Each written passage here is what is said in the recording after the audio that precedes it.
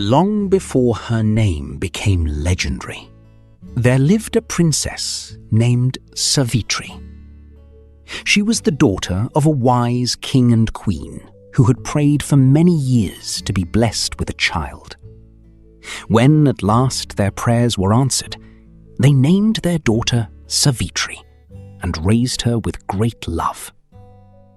As she grew, Savitri became known not only for her beauty, but also for her intelligence, kindness, and strength of character. When the time came for her to marry, her father invited noble princes from many lands, yet none captured Savitri's heart. Instead, she asked permission to travel and choose her own husband. Her father agreed. So Savitri journeyed across forests, rivers, and kingdoms until she came upon a small woodland dwelling. There she met Satyavan. Though he lived as a humble woodsman, Satyavan was the son of a king who had lost his throne and been driven into exile. He cared for his blind father and aging mother with patience and devotion. The moment Savitri met him, she knew she had found the man she wished to marry. When she returned home and announced her choice, a visiting sage named Narada grew troubled. The sage closed his eyes and looked into the threads of fate. At last, he spoke. Satyavan is noble, brave, and virtuous. No fault can be found in him. Yet there is one terrible truth. Exactly 1 year from today, he is destined to die. The royal court fell silent. Savitri's father pleaded with her. Choose another husband. Why bind yourself to such sorrow? But Savitri shook her head. Once a choice is made by the heart, it cannot be remade. I will marry Satyavan. Seeing her resolve, the king reluctantly gave his blessing. Soon afterward, Savitri left the palace and joined Satyavan in the forest. For a year, they lived happily together. Yet Savitri never forgot the prophecy. As the appointed day approached, she counted each passing sunrise.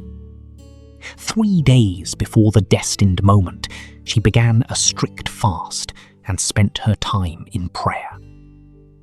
When the final morning arrived, she rose before dawn. Though her face remained calm, her heart was heavy. Satyavan took up his axe. I am going into the forest to gather wood, he said. Savitri replied, Today, let me come with you. Together they walked beneath towering trees and through shafts of golden sunlight. For a time all seemed peaceful. Then Satyavan suddenly stopped. A hand went to his head. My wife, he said softly, a great pain has come upon me. His strength faded. Savitri guided him to the ground and gently rested his head upon her lap. The forest became strangely still. The birds ceased singing. The wind fell silent. Then a dark and majestic figure appeared among the trees. His skin gleamed like storm clouds. His eyes shone with ancient authority. In his hand, he carried a shining noose. Savitri knew at once who stood before her. It was Yama, the god of death. Yama approached Satyavan's body. With divine power, he drew forth a radiant soul, no larger than a thumb. The soul was Satyavan.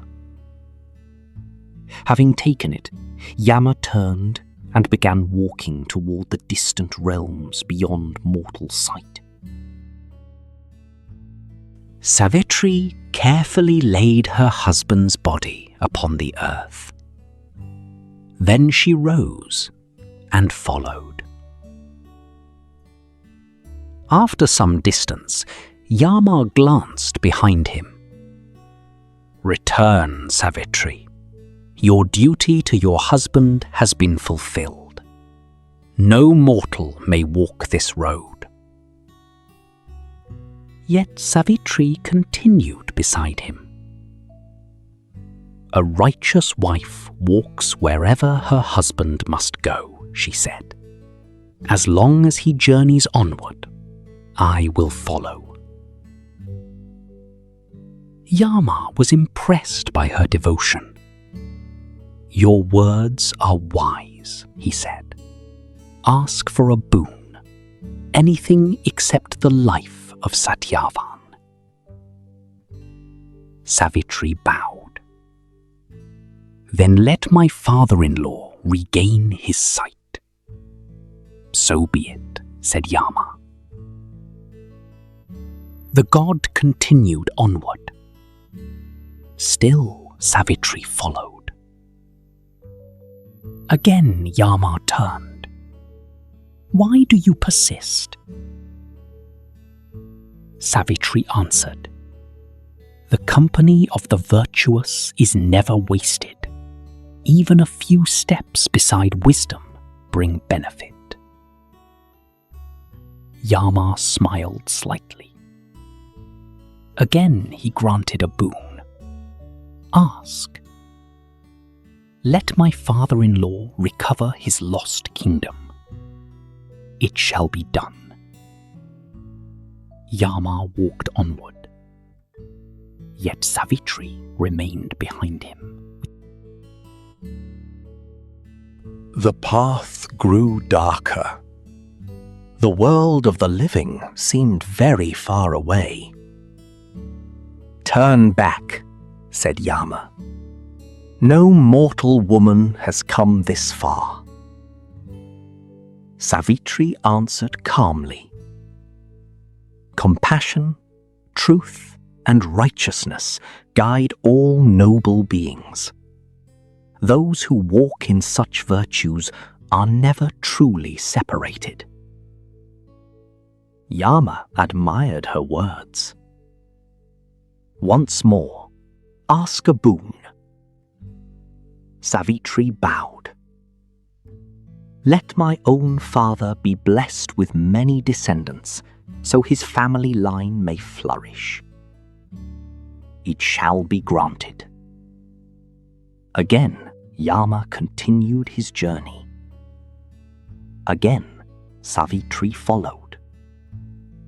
At last, Yama stopped completely. The Lord of Death looked upon her with respect. "Your wisdom equals your devotion. Never have I seen such determination.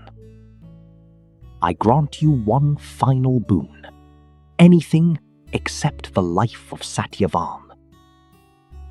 Savitri lowered her head. Then she spoke carefully.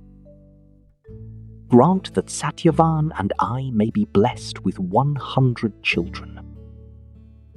The words hung in the darkness. For the first time, Yama fell silent. He had already promised. The boon had already been granted. Yet how could Savitri bear children with Satyavan if Satyavan remained dead? The god of death realized that she had defeated him not through force, but through wisdom.